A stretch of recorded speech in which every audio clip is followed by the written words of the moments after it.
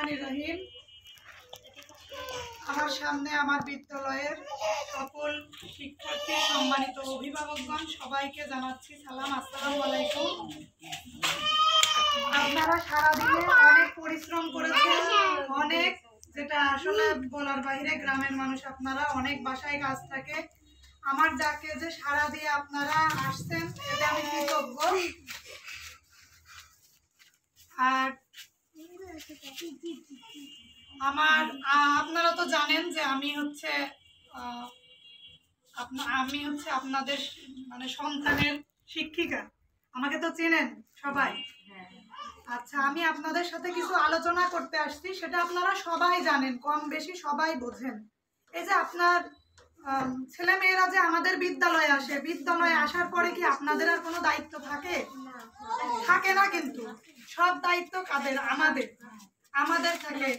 আমার পড়াশোনা থেকে শুরু করে কেউ মানে গ্যাঞ্জাম করছে কিনা, মানে সব এভরিথিং, সব বিষয়ই আমরা হচ্ছে নজর রাখি। যে আমার হয়তো প্রতিটা শিক্ষার্থীর সঙ্গে সঙ্গে আমরা থাকতে পারি না, কিন্তু সবাইকে আমরা এক চোখে দেখি। তো আমি বলতে চাচ্ছি, আমরা যে সারাদিন পড়াশোনা যেগুলো পড়াই দিই, আপনারা বাসায় গিয়ে কি সেগুলো মানে খেয়াল করেন কিংবা জিজ্ঞেস করেন আজকে তোমার বাংলা ম্যাডাম কি পড়াইছে, কি ইংরেজি পড়াইছে, কি গণিত ম্যাডাম কি পড়াইছে? আসলে আমরা অনেকে জিজ্ঞেস করি, অনেকে আবার কি করি, অবহেলা করি, জিজ্ঞেস করি না। কিন্তু এই প্রশ্ন করাটাও কিন্তু আমাদের কর্তব্য আমি মনে করি। কারণ আপনারা যদি আপনার সন্তানকে প্রশ্ন করেন, সে কিন্তু যদি ভালো করে আমার ক্লাসে মনোযোগী হয়, আমার বা অন্য টিচারের ক্লাসে মনোযোগী হয়, তারা কিন্তু অবশ্যই আমাদের এসে বলতে পারবে যে আমার অমুক টিচার এই বিষয়ের এই পড়াটা দিয়েছে, এইটুকু পড়াইছে, তাই না? তাহলে যদি না জিজ্ঞেস করেন, তারা কিন্তু ক্লাসে মনোযোগী হবে না। হবে কি যে না, আমাকে তো বাসায় গিয়ে, এই যে আপনার শিক্ষার্থীরা যেটা বলছিলাম, যে বাসায় যখন আসবে স্কুল থেকে, যে পরিষ্কার পরিচ্ছন্ন হও, ব্যাগটা গুছিয়ে জায়গা মতো রাখো, তারপরে একটু পানি খেতে দিলেন, মানে ওদের একটু বিশ্রামের ব্যবস্থা করলেন, গোসল করাই দিলেন, তারপরে একটু খেলার জন্য বিরতি দিলেন, তাই না? তারপরে কি শুধু পড়াশোনা না, ওদের জন্য পুষ্টিকর খাবারের ব্যবস্থা করতে হবে।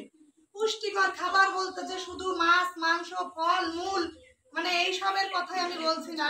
শাক সবজি, ছোট মাছ, বড় মাছ, আপনার আশেপাশে যা পাওয়া যায়, দেশি ফল আছে, পেয়ারা আছে, এই যে কি বলে পেঁপে আছে, তাই না? এই ফলগুলো ওদের অনেক পুষ্টিগুণ, মানে শরীরের পুষ্টি দিতে সহায়তা করবে। তো আমি হচ্ছে পড়ার প্রতি তো আমার মনোযোগী আসবে না, আমার শরীর যদি ভালো না থাকে, স্ট্রং না থাকে, তাই না?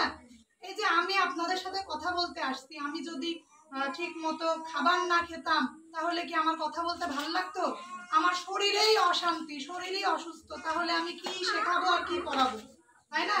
সেহেতু ওদের মেন্টালিটিতেও কিন্তু সেইটা, শরীরের গঠনেও সেইটাই কাজ করে।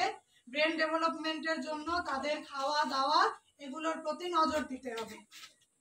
আবার মনে করেন শিশুদের স্বাস্থ্য সুরক্ষার জন্য এই যে হাত ধুইতে হবে, পরিষ্কার পরিচ্ছন্ন থাকতে হবে, নখ কাটতে হবে, চুল ছাড়তে হবে, এই যে বিভিন্ন দিকগুলো, আপনার শিশুকে যখন আপনি স্কুলে পাঠাবেন, তখন কিন্তু সে একাই স্কুলের শিক্ষার্থী না, তার সঙ্গে কিন্তু মিনিমাম 50, 100, 200 শিক্ষার্থী, ওর ভাই বন্ধুরা থাকে, তাই না? তাহলে তাদের কাছে পরিষ্কার পরিচ্ছন্ন হয়ে সুন্দরভাবে গোছায় যদি স্কুলে না যায়, ওর কি ভালো লাগবে? ভালো লাগবে না, মনের মধ্যে অশান্তি লাগবে, যে আমাকে কেমন জানি দেখাচ্ছে, তাই না? কেমন জানি, এইসব ভাবনা চিন্তা একদম বাদ। শিশুকে অন্য কোনো ড্রেস না, তো শুধু স্কুল ড্রেস, জুতা, ব্যাগ, বইপত্র, আবার ঠিক মতো ব্যাগে বই নিয়েছে কিনা, পেন্সিল নিয়েছে কিনা। অনেক সময় বলে ম্যাডাম আমি খাতা আনিনি, ম্যাডাম আমি পেন্সিল আনিনি। এই জিনিসগুলো একটু লক্ষ্য করে দিতে হবে। স্কুলে যেহেতু যাচ্ছে, শেখার জন্যই তো যাচ্ছে, শুধু তো বসে থাকার জন্য যাচ্ছে না। এই জিনিসগুলো আমাদের একটু অভিভাবক হিসাবে সচেতন থাকতে হবে। আপনারা এখানে হয়তো বা আমার স্কুলের স্টুডেন্ট আছে, এরকমও আছেন, হয়তো পড়ে চলে গেছে, এরকমও আছেন, হাই স্কুলে গেছে, কলেজে গেছে, এরকমও আছেন। এই জিনিসগুলো প্রত্যেকটা, আমি যে কথাগুলো বলছি, এটা প্রত্যেকটা স্টুডেন্টের জন্যই, প্রত্যেকটা স্টুডেন্টের অভিভাবকদের জন্যই। সুতরাং এই কাজগুলো যদি আপনারা করেন, আপনারা কি চান? চান? চান না যে আমার সন্তান বড় হোক, চাকরি বাকরি করুক, আমার মতো কষ্ট না করুক? কষ্ট তো চাকরি ক্ষেত্রেও কষ্ট, আমি হাউস ওয়াইফ হই, গৃহিণী হই, সেখানেও আমার কষ্ট, তাই না? কষ্টের কোনো মানে বিকল্প নাই। তারপরও সম্মান, তাই না? সম্মানের জন্য হলেও, পরিবারের জন্য হলেও আমি যদি স্কুলে পাঠাচ্ছি, পড়ানোর মতোই পড়াবো। আর আমাদের সরকারি স্কুল, আমাদের স্কুলে কি কোনো বেতন দিতে হয়? বেতন দিতে হয় না, কিন্তু বেতন আপনারাই পান, তাই না? প্রত্যেকটা শিক্ষার্থী যে যে ক্লাসে পড়ে তাদের বেতন দেয়া হয়, সেটা দিয়ে হয়তো বা তারা স্কুল ড্রেস বানাচ্ছে, জুতা কিনতেছে, এই যে এই জিনিসগুলো যদি আপনারা করেন, অবশ্যই মানে আমার একটা কথা বলি, যখন আমি স্টুডেন্ট অবস্থায় ছিলাম তখন আমার পরিবারে, আমরা তো ভাই বোন অনেক, তো আমার পরিবারকে আমি হচ্ছে মানে ঈদের মধ্যে আমার দামি জামা, আমার জামা কাপড়ের দরকার নাই, আমাকে স্কুল ড্রেস দিতে হবে। কারণ একটা স্কুল ড্রেস এক বছরে, এই যে প্রত্যেক দিন পড়া হয়, প্রত্যেক দিন না করি আমরা আয়রন, না করি সুন্দর মানে পরিপাটি করে রাখা, ছিঁড়ে গেলে একটু সেলাই করে দেয়, আমরা অনেকেই এগুলো করি না। এগুলোর দিক দিয়ে একটু সচেতন হতে হবে। আর শিক্ষার্থীদেরকে মানবিকতা, নৈতিকতা, এই জিনিসগুলো আপনারা মানে শিক্ষার মূল প্রথম অংশই হচ্ছে আপনারা মা।